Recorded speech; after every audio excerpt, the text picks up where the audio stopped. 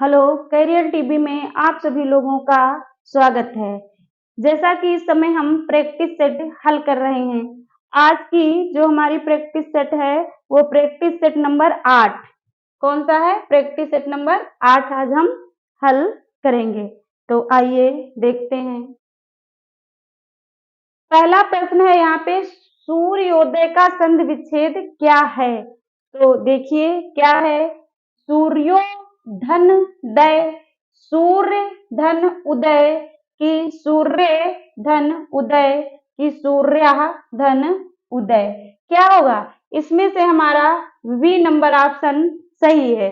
जैसे यहाँ पे आप कहिए सूर्य, सूर्य आपने कहा तो आ मिला, और धन उसके बाद उदय, तो उदय से यहाँ पे हमारा क्या हो गया? यहाँ पे हमारा क्या मिल गया? यहाँ पे ओ, छोटा ऊ। तो इसका जब जब हमें पता है कि जब पहले शब्द का अंतिम वर्ण आ या बड़ा आ, छोटा आ या बड़ा हो, और दूसरे शब्द का पहला वर्ण छोटा ऊ या बड़ा ऊ हो, तो हमारा जो नया शब्द बनता है वो ओ में परिवर्तित हो जाता है। किसमें? ओ में परिवर्तित हो जाता है। इसलिए सूर्योदय यहाँ पे हो गया। क्या हो गया? सूर्यो यहाँ से आ और यहाँ से ऊ मिलके ओ का निर्माण हो गया, इसलिए सूर्योदय का सही संधि विच्छेद विकल्प नंबर बी सही है।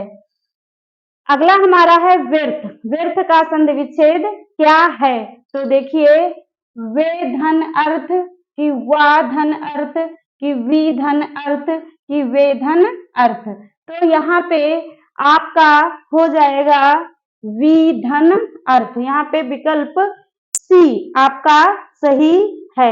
क्या हो जाएगा? वी धन अर्थ। अगला आपका है अंतर्गत का संधि विच्छेद क्या होगा? तो अंतर्गत तो क्या हो जाएगा? अंतःधनगत, अंतर्धनगत, अंतधनगत, गर्त या अंतधनगत। तो देखिए, हमने आपको बताया था विसर्ग संधि के नियमों में कि जो हमारा रेफ रा होता है उसका परिवर्तन किसमें हो जाता है? विसर्ग में। तो यहाँ पे देखिए अंतर, ये जो हमारा रेफ रा है तो इसका परिवर्तन किसमें हो गया? विसर्ग में। तो विकल्प नंबर ए हमारा सही है। क्या हो जाएगा? अंतर्गत का हो जाएगा अंतःधनगत। विकल्प नंबर ए सही है। बहती गंगा में हाथ धोना मुहावरे का सही अर्थ क्या है?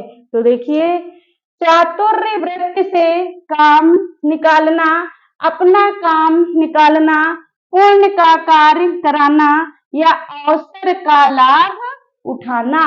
तो क्या है? बहती गंगा में हाथ धोना, यानी कि विकल्प नंबर डी आपका सही है, अवसर का लाभ उठाना। अगला प्रश्न है आंखें फेर लेना मुहावरे का सही अर्थ क्या है? तो दूसरी तरफ देखना, कि किसी और की चाहत, कि उदासीन हो जाना या प्रतिकूल हो जाना या नाराज हो जाना। तो यहाँ पे देखिए क्या है आपका सही विकल्प? आपका सही विकल्प है आंखें फेर लेना, यानी कि उदासीन हो जाना या प्रतिकूल हो जाना। विकल्प नंबर सी यहाँ आपका सही है। अगला आपका है 6 नंबर, हाथ का मैल। हाथ का मैल मुहावरे का क्या अर्थ है?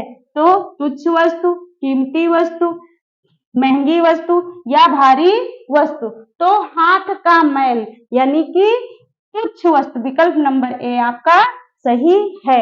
डींग हाँकना मुहावरे का क्या अर्थ है? सेखी बघारना, बुराई करना, निंदा करना कि हंसी उड़ाना। तो से क्या हो जाएगा आपका? डींग हाँकना। इसका अर्थ क्या हो जाएगा? डींग हाँकना मुहावरे का सही अर्थ है सेखी बघारना। विकल्प नंबर ए आपका सही है। अगला आपका है अज्ञेय शब्द के लिए एक वाक्यांश है। जो अज्ञेय शब्द है इसके लिए एक वाक्यांश क्या होगा? तो जिसे देखा ना जा सके, जिसे सुना ना जा सके, जिसे जाना ना जा सके या जिसे रोका ना जा सके। तो अज्ञेय यानी कि अनजान, जो मैं जानती तक नहीं या आप जानते तक नहीं, तो उसके लिए एक वाक्यांश होगा कि क्या होगा, जिसे जाना ना जा सके। विकल्प नंबर सी आपका सही है, जिसे जाना ना जा सके वो क्या है, अज्ञेय। किए हुए को ना मानने वाला, किए हुए को ना मानने वाला, तो उसके लिए निकृष्ट होगा, कृतार्थ होगा, कृतज्ञ होगा या कृतघ्न होगा।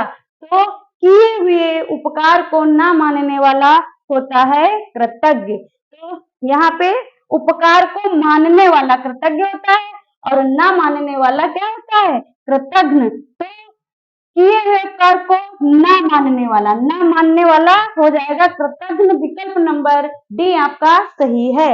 और कृतज्ञ शब्द हम उसके लिए प्रयोग करेंगे कि किए हुए उपकार को मानने वाला, किए हुए उपकार को क्या, मानने वाला।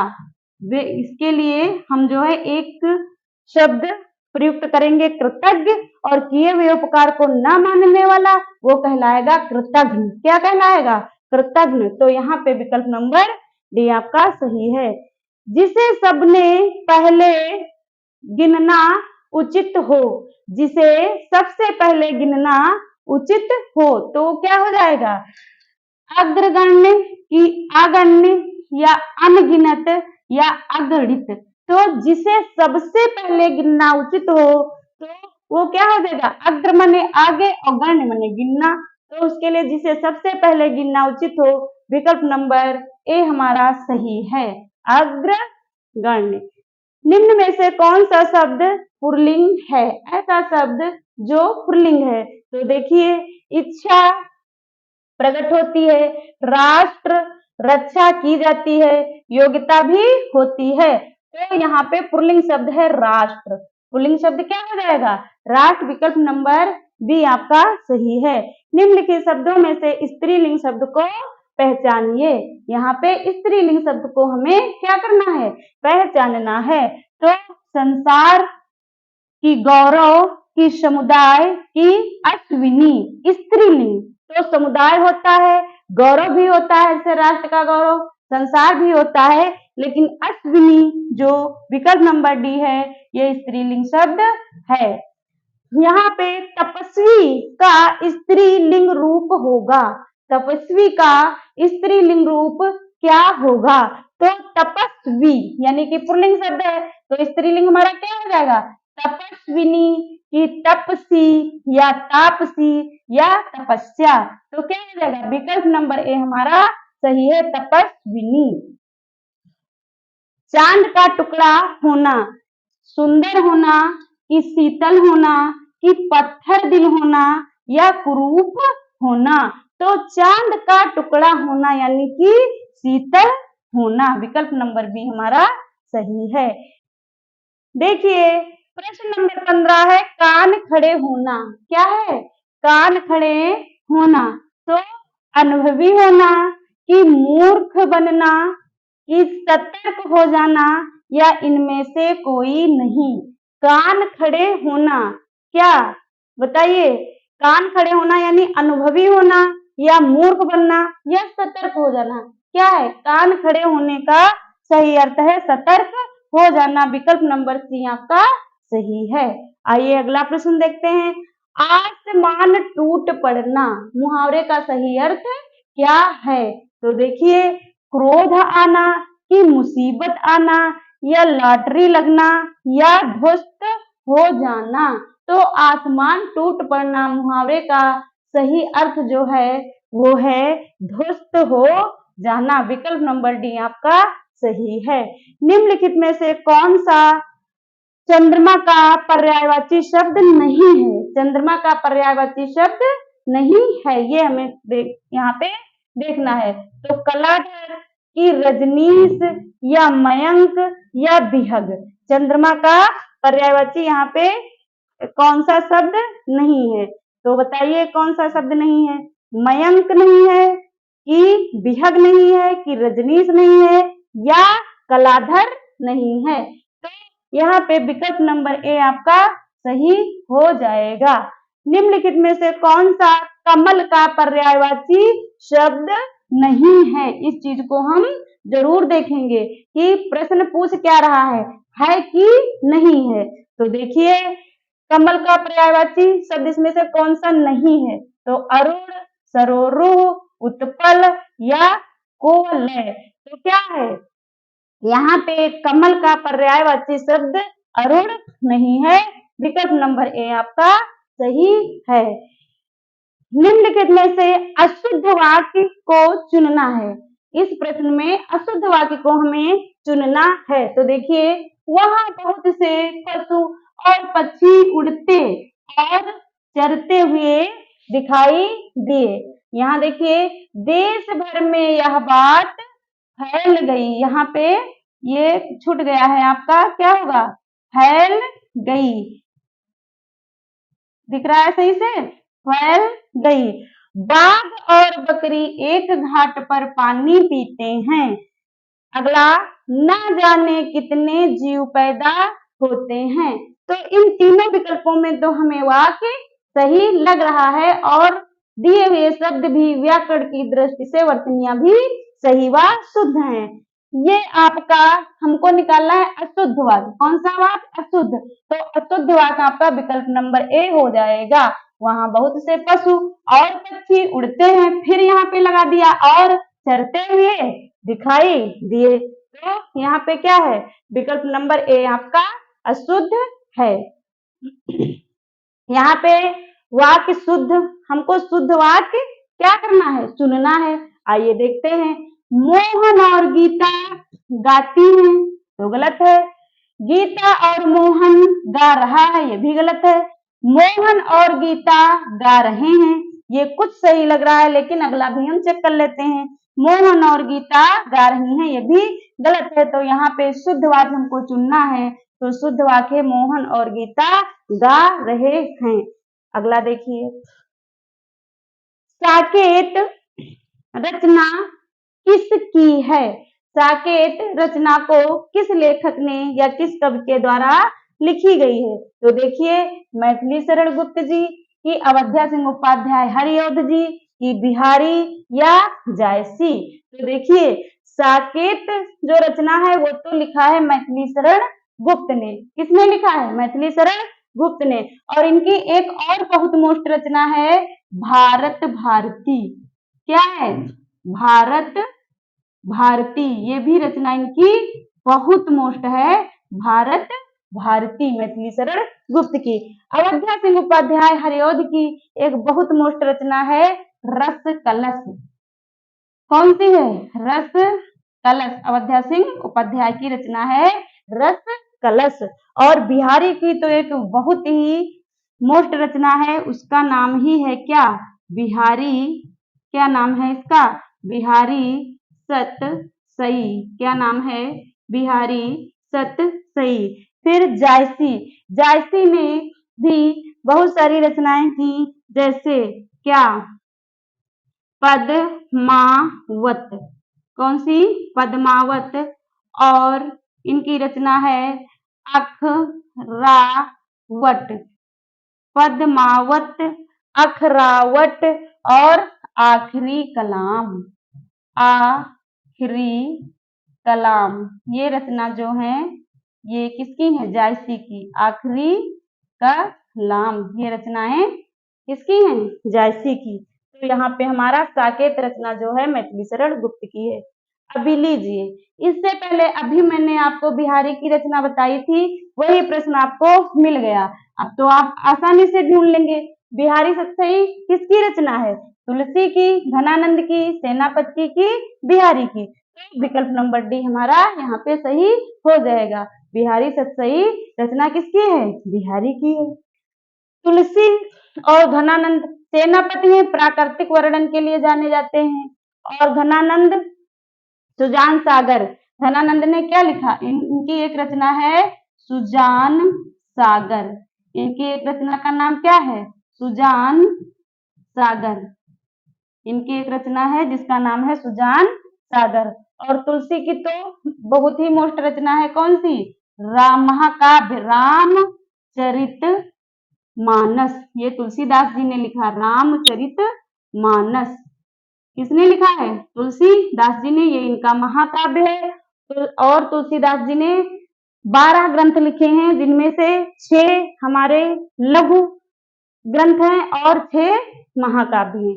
तो आइए आगे हम देखते हैं, पृथ्वीराज रासो किसने लिखा?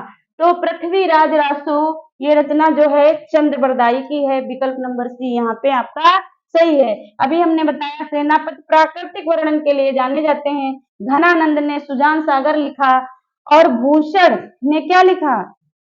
छत्रसाल दशक। क्या लिखा? छत्रसाल दशक। यह रचना किसकी है? भूषण की। छत्रसाल दशक रचना जो है वो भूषण की है। और शिवाजी बावनी ये भी जो किसकी है? भूषण की है। शिवाजी बावनी ये भी किसकी है? भूषण की ये रचनाएं हैं। अगला देखिए, तितली। तितली ये उपन्यास है, किसका है? क्या सुमित्रानंदन पंत का है कि निराला का है कि जयशंकर प्रसाद का है कि महादेवी वर्मा का है? तितली किसका उपन्यास है? तितली इरावती। ये उपन्यास है किसके? जयशंकर प्रसाद के। तो निराला, यहाँ पंत सुमित्रानंदन पंत छायावाद के कवि हैं और ये भी सुकुमार कवि के नाम से जाने जाते हैं। प्रकृति के सुकुमार कवि। पंत को क्या बोला जाता है? कि ये प्रकृति के सुकुमार कवि हैं। इनको बोला जाता है कि ये प्रकृति के क्या हैं? प्रकृति के सुकुमार कवि। ये क्या है? प्रकृति के सुकुमार कवि के नाम से जाने जाते हैं सुमित्रानंदन पंत। निराला, तो इनके बचपन का नाम था सूर्य कुमार और निराला का पूरा नाम है सूर्यकांत त्रिपाठी निराला। इनकी भी बहुत सारी रचनाएं हैं, जैसे अड़िमा इनकी रचना है। अड़िमा अड़िमा इनकी रचना है। और अलका है। अड़िमा, अलका, और देखिए अनामिका। अड़िमा, अलका, अनामिका। और एक तो बहुत ही इनकी मोस्ट रचना है क्या? कुकुर मुत्ता। कौन सी रचना है इनकी? कुकुर मुत्ता। ये भी इन्हीं की रचना है। अड़िमा, अलका और परिमल ये भी निराला की है। परिमल रचना निराला की है। और गीतिका भी है। बहुत सारी रचनाएं हैं निराला की। गीतिका, परिमल, गीतिका, कुकुरमुत्ता और राम की शक्ति पूजा, ये बहुत सारी रचनाएं किसकी हैं? निराला की। जयशंकर प्रसाद की तो यही है तितली, इरावती, कंकाल, ये सारी जयशंकर प्रसाद की हैं। महादेवी वर्मा की तो आप बहुत ही, जैसे सांध गीत, महादेवी वर्मा का क्या है? सांध गीत। सांध गीत ये महादेवी वर्मा की रचना है। और निहार ये महादेवी वर्मा की है। और नीरजा ये भी महादेवी वर्मा की रचना है। और दीप शिखा क्या है? दीप शिखा ये भी महादेवी वर्मा की रचना है। दीप शिखा, ठीक है। ये सारी रचनाएं किसकी हैं? महादेवी वर्मा की। अगला प्रश्न आपका है, घड़ी में तोला घड़ी में मासा का क्या अर्थ है? बहुत ही, देखिए यहाँ पे, बहुत ही नाजुक मिजाज, डंडी मारने में कुशल व्यापारी, ऐसा व्यापार जिसमें एक पल मुनाफा हो तो दूसरे पल नुकसान, जरा सी बात पर खुश व नाराज होना। तो घड़ी में तोला घड़ी में मासा, इस मुहावरे का सही अर्थ जो है विकल्प नंबर डी, जरा सी बात पर खुश व नाराज होना। अगला देखिए, जैसे ही मैंने शेर देखा डर के मारे मेरा, तो यहाँ से देखिए वाक्य आपका अशुद्ध है। मेरा तो प्राण निकल गया। अब ये अशुद्ध वाक्य को ही इसमें हमको सही चुनना है। मेरा तो प्राण निकल गई गलत है। प्राण मेरे तो निकल गए, मेरे तो प्राण निकल गया। मेरे तो प्राण निकल गए। तो यहाँ पे क्या है, सही क्या होगा कि मेरे तो प्राण निकल गए, विकल्प नंबर डी यहाँ पे आपका सही है। अगला प्रश्न है, मेरे दादाजी की चित्र बहुत पुराना है। अब यहाँ अशुद्ध है, मेरे दादा जी की चित्र, ठीक है, बहुत पुराना है, यह चित्र मुझे बहुत प्रिय है। अब जहाँ पे अशुद्ध है उसी को हमें सही चुनना है। तो दादाजी का चित्र बहुत पुराना है, ये तो मैं सही लग रहा है, अगले भी चेक करते हैं। दादाजी की चित्र बहुत पुरानी है, गलत है। दादाजी का चित्र बहुत पुरानी है, ये भी नहीं। चित्र बहुत पुराना दादाजी को है, ये भी नहीं। तो विकल्प नंबर ए हमारा सही हो जाएगा। तो मेरे दादाजी का चित्र बहुत पुराना है, यह चित्र मुझे बहुत प्रिय है, विकल्प नंबर ए यहाँ पे सही है। प्रत्येक में कौन सी संधि है, प्रत्येक शब्द में कौन सी संधि है? तो देखिए, क्या यड़ संधि है, क्या गुण संधि है, क्या वृद्धि संधि है, या अयाद संधि है? तो यहाँ पे क्या हो जाएगा, प्रत्येक में कौन सी संधि है? यहाँ पे आपकी यड़ संधि है, विकल्प नंबर ए आपका सही है।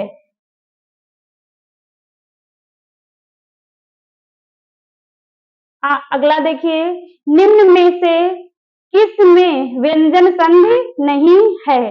तो देखिए, किस में व्यंजन संधि नहीं है? तो दिग्गज, इसमें तो व्यंजन संधि है, क्योंकि हमें पता है कि अपने ही वर्ग का, जैसे का, हा, गा, तो अपने ही वर्ग का तीसरा और तीसरा जो है प्रथम वर्ण में परिवर्तन हो जाता है, तो ये तो व्यंजन संधि है।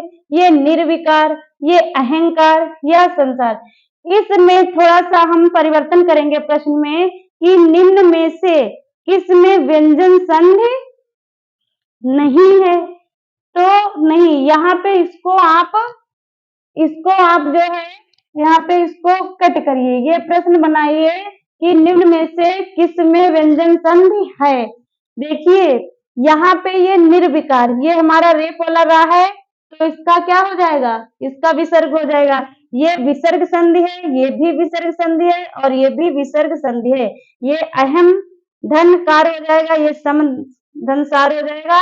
और यहाँ पे निम्न में से किस में व्यंजन संधि है? तो विकल्प नंबर ए में व्यंजन संधि है, ठीक है। विकल्प नंबर ए में क्या है, व्यंजन संधि है।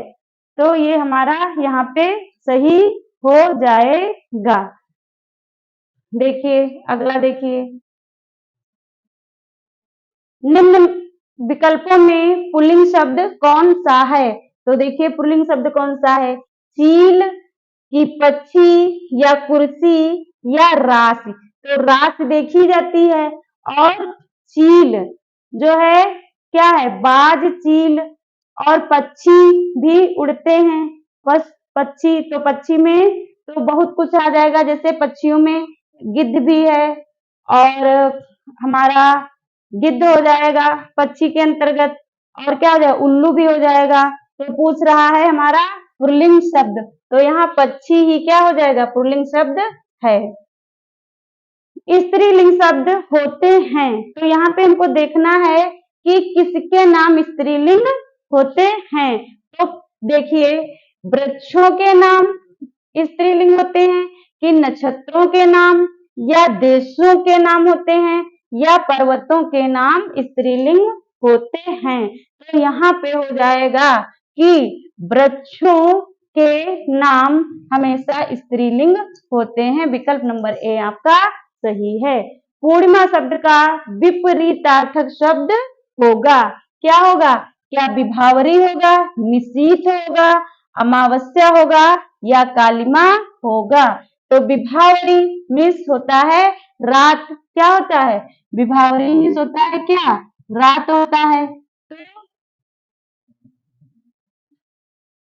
देखिए, विभावरी मिस होता है रात, और निशीथ माने भी रात होता है, ठीक है। तो यहाँ पे पूर्णिमा का विलोम शब्द हो जाएगा क्या, क्या हो जाएगा? अमावस्या। विकल्प नंबर सी आपका सही है। वक्र का विपरीतार्थक शब्द क्या होगा? वक्र का, तो देखिए इसमें आपको क्या हो जाएगा? ऋज होगा कि अक्र होगा कि क्षम होगा कि कठोर होगा? तो वक्र का विलोम शब्द हो जाएगा ऋज। विकल्प नंबर ए सही है। कैसे? देखिए जैसे हमने कहा ये है आपका क्या है? ऋज, और हमने कहा ये ऋजु है, इसको क्या कहेंगे? ऋजु। और ये जो हमारा है ये वक्र है, तो इसका विलोम शब्द क्या हो जाएगा? वक्र का ऋज और ऋजु का वक्र हो जाएगा। अगला देखिए, यशोदा का सही संधि विच्छेद क्या होगा? हमने विसर्ग संधि के अंतर्गत पढ़ा था कि जो विसर्ग का परिवर्तन होता है वो ओ में हो जाता है। हमने क्या आपको बताया था कि विसर्गों का परिवर्तन किसमें हो जाता है? ओ में हो जाता है। विसर्गों का परिवर्तन ओ में हो जाता है। तो यहाँ पे देखो सो में ओ की मात्रा लगी है, तो यस धन उदय कि यशः धनता कि यस धन ओदा कि यह धन आशोदा। क्या होगा इसमें? यशोदा। तो यहाँ पे क्या हो जाएगा बताइए? यहाँ पे आपका हो जाएगा यशोदा में जो संधि है वो आपका ये हो जाएगा यहाँ पे कि गुड़ संधि हो जाएगी। देखो सा कहिए तो आ निकल रहा है, और यहाँ पे आपका उ है, और आ और उ मिलके क्या हो जाएगा? ओ। क्या हो जाएगा? ओ। तो इसलिए यहाँ पे विकल्प नंबर ए हमारा सही है। निम्न में ऊसर का विलोम शब्द क्या होगा? ऊसर, तो ऊसर शब्द का देखिए क्या बंजर है या मरुभूमि है या उपजाऊ है या उर्वर है? तो ऊसर का मतलब होता है कि जहां पे कुछ भी ना उगे, ऊसर। ठीक है, तो इसका विपरीत है, शब्द विलोम हो जाएगा उर्वर, यानी कि क्या? उर्वर, जहां सब कुछ उगे। निम्न में आदि शब्द का विलोम क्या होगा? प्रथम होगा, अंतिम होगा, अंत होगा या आद्य होगा? तो आदि, आदि का विलोम आपका हो जाएगा अंत। क्या हो जाएगा? अंत। विकल्प नंबर सी आपका सही है। सांप के बिल में हाथ डालना मुहावरे का सही अर्थ क्या है? देखिए, दूसरों के काम में दखल देना, दूसरों के घर ताका झाकी करना, सांप को बिना मारे पकड़ना या जानबूझकर खतरे में पड़ना। तो सांप के बिल में हाथ डालना, हम जानते हैं कि सांप जहरीला होता है, और सांप के बिल में जब हम हाथ डालेंगे तो इसका क्या मतलब है? इसका मतलब है कि जानबूझकर खतरे में पड़ना। विकल्प नंबर डी आपका सही है। नाक रगड़ना मुहावरे का सही अर्थ क्या है? नाक रगड़ना, तो नाक में चोट लगना, इज्जत देना या दीनता पूर्वक प्रार्थना करना या चापलूसी करना। तो नाक रगड़ना, नाक रगड़ना मुहावरे का जो सही अर्थ है वो है दीनता पूर्वक प्रार्थना करना। विकल्प नंबर सी आपका सही है। एकाकिनी शब्द का लिंग बदलें, तो क्या हो जाएगा? एक या एकाकिन या एकाकी या एकाकिनी। क्या हो जाएगा? एकाकिनी। तो हमारा एकाकिनी और एकाकिनी तो एक जैसा ही है, तो क्या हो जाएगा? एकाकिनी शब्द का जब लिंग हम बदलेंगे तो हो जाएगा एकाकिन। विकल्प नंबर बी आपका सही है।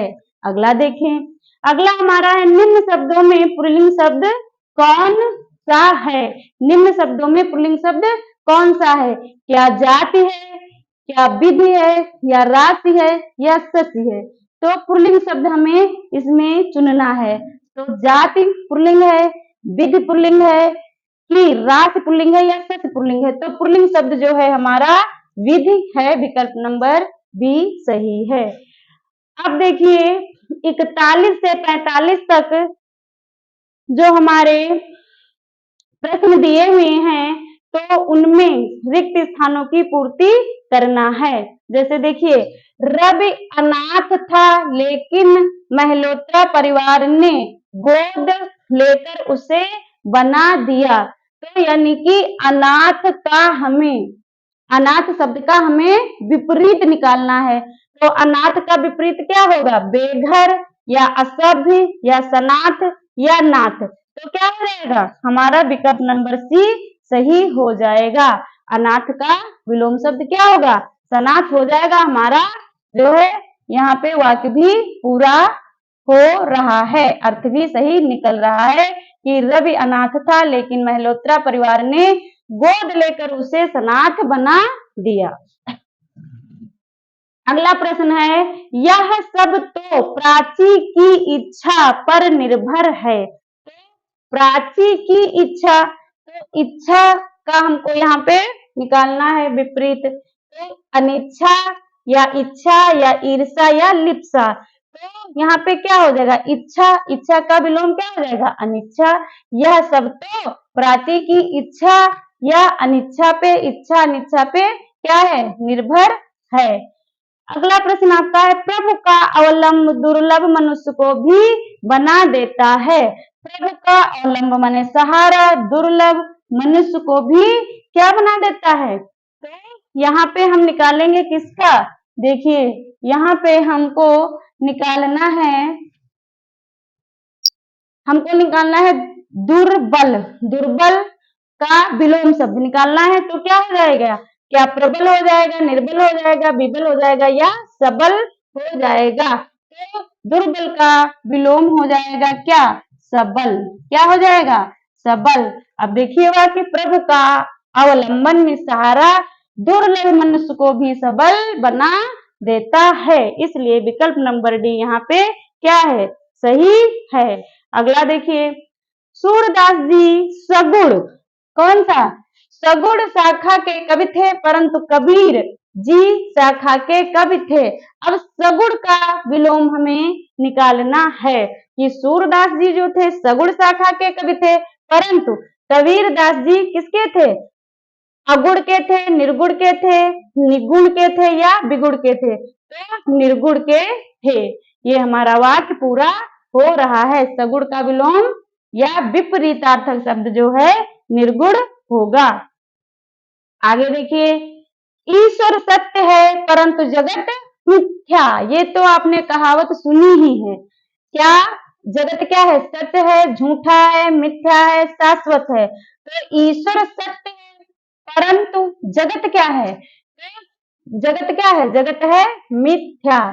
तो विकल्प नंबर सी हमारा सही हो जाएगा। तो आप लोगों ने बहुत सारे प्रश्नों को पढ़ लिया है, ठीक है? आप लोगों ने बहुत सारे प्रश्नों को पढ़ लिया है। ये हमारा अगला प्रश्न देखिए, अगला हमारा दिया हुआ है, क्या दिया हुआ है? गद्यांश। इस गद्यांश को हम पढ़ेंगे और इससे निर्मित जो प्रश्न है उनके उत्तर हमें इसी गद्यांश से निकालना है। तो आइए देखते हैं। यहाँ पे हम पहले प्रश्न ही देखते हैं, विश्व में शांति क्यों आवश्यक है? ये हमारा प्रश्न है, विश्व में शांति क्यों आवश्यक है? तो देखिए, ये हमारा वाक्य कहाँ पे है कि विश्व में शांति क्यों आवश्यक है? तो देखिए हम कहाँ से, यहाँ से देखिए कि अहिंसा और प्रेम की भावना से विश्व में शांति स्थापित करनी होगी। अहिंसा और प्रेम की भावना से तभी विश्व में सुखमय एवं शांति राज्य की स्थापना संभव होगी। तो देखिए, क्या इसमें से कुछ मिल रहा है? मानव जाति के विकास के लिए या उत्तमोत्तम रचनात्मक कार्यों के लिए या व्यापार और कृषि की उन्नति के लिए या कठोर से कठोर हृदय को भी कोमल बनाने के लिए? तो यहाँ से अभी नहीं निकल रहा। और देखिए इससे संबंधित कहाँ पे वाक्य दिया हुआ है? तो देखिए कहाँ पे दिया हुआ है, यहाँ से देखिए कि प्रत्येक राष्ट्र का स्वर्णिम युग वही कहा जाता है जबकि वहां पूर्ण शांति और सुख रहा हो तथा उत्तमोत्तम रचनात्मक कार्य किए जाते हों। यहाँ पे हमारा इसका उत्तर मिल रहा है कि विश्व में शांति क्यों आवश्यक है, क्योंकि उत्तमोत्तम रचनात्मक कार्यों के लिए विश्व में शांति आवश्यक है। विकल्प नंबर बी आपका सही है। यहाँ पे देखिए मिल रहा है हमारा कि उत्तमोत्तम रचनात्मक कार्य किए जाते हैं विश्व की शांति के लिए। आगे भी देखो, भौतिक दृष्टि से व्यापार और कृषि की उन्नति भी शांति काल में ही संभव होती है। अतः हम यदि विश्व का कल्याण चाहते हैं तो हमें युद्ध का बहिष्कार करना ही होगा। अहिंसा और प्रेम की भावना से विश्व में शांति स्थापित करनी होगी, तभी विश्व में सुखमय एवं शांतिमय राज्य की स्थापना संभव होगी। तो यहाँ पे विश्व में शांति क्यों आवश्यक है, क्यों कि उत्तमोत्तम रचनात्मक कार्यों के लिए विश्व में शांति आवश्यक है। अगला हमारा प्रश्न है, विश्व शांति की स्थापना के लिए सबसे आवश्यक क्या है। तो देखिए सबसे आवश्यक क्या है कि हिंसा और भय। तो भय, डर से तो हम कोई कार्य कर ही नहीं सकते हैं। फिर अहिंसा और प्रेम, आत्मीयता और समीपता, या परिश्रम और ज्ञान। तो आइए हम देखते हैं कि विश्व शांति की स्थापना के लिए सबसे आवश्यक क्या है। तो देखिए आपको इसी से हमें ढूंढना होगा। देखिए यहाँ पे देखिए, हिंसा से हिंसा बढ़ती है, घृणा को जन्म देती है, और प्रेम से प्रेम की अभिवृद्धि होती है। अतः यह निश्चित है कि बिना प्रेम और अहिंसा के विश्व में शांति स्थापित नहीं हो सकती है। ये देखिए आपकी लाइन मिल गई है। तो प्रेम और अहिंसा विश्व शांति की स्थापना के लिए जो है सबसे जो आवश्यक है वो है प्रेम और अहिंसा। विकल्प नंबर बी आपका सही है। अगला प्रश्न है आपका, कठोर से कठोर हृदय को भी कोमल बनाया जा सकता है, कैसे। सत्य पालन द्वारा, मौन पालन द्वारा, अहिंसा द्वारा, या भय द्वारा। तो इसका तो हमने भी पढ़ ही लिया है कि सत्य पालन द्वारा, या मौन चुपचाप रहकर तो कर ही नहीं सकते, अहिंसा द्वारा या भय द्वारा। तो देखिए कठोर से कठोर, अब इस लाइन को हम यहाँ पे ढूंढेंगे। ये देखिए मिल गया। देखिए गांधी जी कहा करते थे कि प्रेम और अहिंसा के द्वारा विश्व के कठोर से कठोर हृदय को भी कोमल बनाया जा सकता है। तो यहाँ विकल्प नंबर सी हमारा सही हो जाएगा। प्रेम नहीं दिया हुआ है, अहिंसा दिया हुआ है, प्रेम और अहिंसा के द्वारा। अगला हमारा प्रश्न है, किसी भी राष्ट्र के स्वर्णिम युग के प्रमुख तत्व क्या है। किसी भी राष्ट्र के स्वर्णिम युग के प्रमुख तत्व क्या हैं। धन और वैभव, धन और सम्मान, अध्यात्म और उपासना, की शांति, सुख और रचनात्मक कार्य। तो देखिए हमने आपको यहाँ पढ़ा भी है, शांति भी हमें चाहिए और सुख भी चाहिए और रचनात्मक कार्य। ये यहाँ पे आपने पढ़ा था रचनात्मक कार्य, यहाँ पे शांति और प्रेम, सुख। तो हमें ये यहाँ पे सुख भी चाहिए। तो तीनों चीजें हमें मिल रही हैं। तो विकल्प नंबर डी यहाँ पे सही हो जाएगा कि किसी भी राष्ट्र के स्वर्णिम युग के प्रमुख तत्व जो हैं वो शांति, सुख और रचनात्मक कार्यों से कार्य होते हैं। अगला हमारा जो शब्द है वो है नितांत शब्द का उपयुक्त पर्याय। नितांत शब्द का उपयुक्त क्या पर्यायवाची, नितांत का पर्यायवाची क्या होगा। तो देखिए अभी ये अंतिम हमारा प्रश्न है और इस प्रश्न का उत्तर आपको कमेंट बॉक्स में लिख के भेजना है। देखिए हमें इस गद्यांश को पढ़ना है और इसी गद्यांश से हमें प्रश्न नंबर 75 का उत्तर कमेंट बॉक्स में भेजना है। आपको हमारी क्लास कैसी लग रही है, आप अपने विचारों को, भावों को जरूर व्यक्त करें और बताएं आपने जो है यहाँ से क्या क्या सीखा है।